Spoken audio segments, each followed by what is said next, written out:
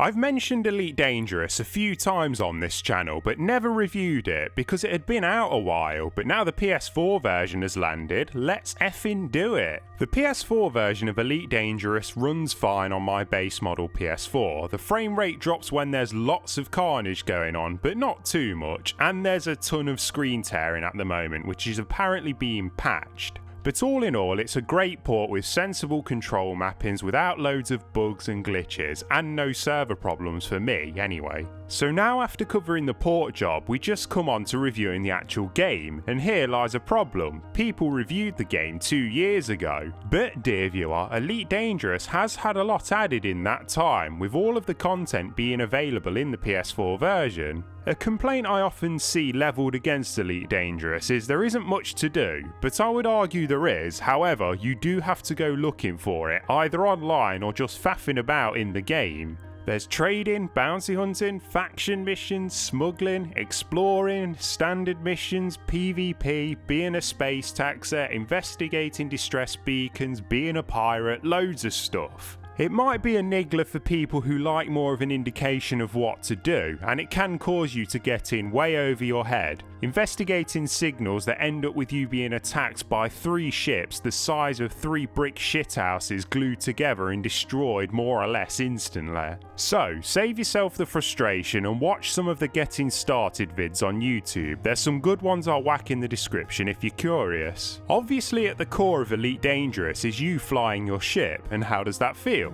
Fucking awesome. Most of the footage you look at of Elite Dangerous might make it look like a boring dad game because there is a lot of just flying around from place to place. But the flying is engaging and actually takes skill. Getting to your destination in Super Cruise is not that easy and takes concentration. When you watch someone do it, it looks like a snore fest, but playing it is completely different. The game can feel like a flight simulator more than anything else at points. Manually docking and taking off, again, may look boring, but is massively engaging as well as satisfying when you pull it off. You can get a docking computer if you're completely hopeless, but it takes up a precious equipment slot on your ship. Combat takes on even more concentration. Not only do you have to focus on flying well, you have to divert power to different systems on your ship using the D-pad, depending on how you're getting on. For example, if your shield goes down, divert more power to your systems. Need more firepower? Send it to your weapons. You get the idea. Most of my time has been spent doing more combat-oriented stuff, so I can't really tell you much about smuggling or trading, other than you buy low and sell high in other systems, and the economy is always changing, so keep an eye on it. Obviously you will need a ship with a massive cargo hold, but that makes you a target for pirates and other scumbags. Exploration requires you to get and equip a ship with a decent frameshift drive so you can jump further into unpopulated space, which is a massive chunk of the galaxy, and decent sensors so you can scan planets and stars quicker and get more data for you to sell.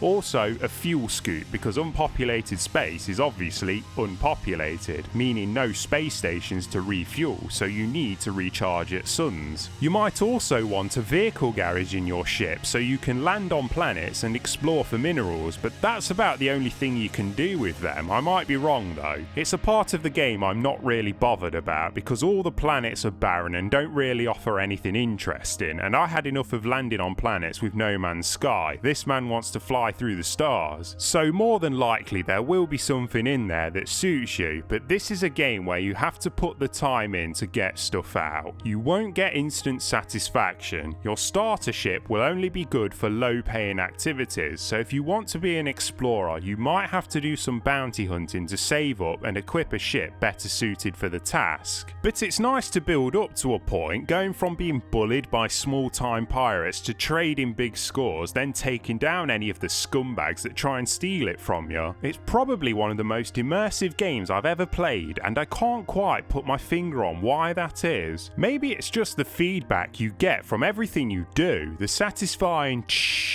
sound when you land, your sexy computer informing you you're about to be blown up or your hyperdrive is charging. The constant first-person perspective goes a long way too, with the ability to gaze out your window. Just little touches like that and having to look at your ship's computer to request docking, check information and loads of other things. It might seem a little bit of a faff, but it really does add to the immersion. The galaxy is always changing too. There's 3 factions in the game you can join and they are always at war, so territories change hands and you might log in and end up right near the front lines of a fight, giving a feeling that this galaxy is lived in. There's also the alien race, the Thargoids, who have just invaded and no one really knows what they're up to, but they're knocking about somewhere. Also, the sound design brings you in so much. I don't know what going into hyperspace sounds like, but I hope it sounds like Elite Dangerous's interpretation. Frameshift drive charging.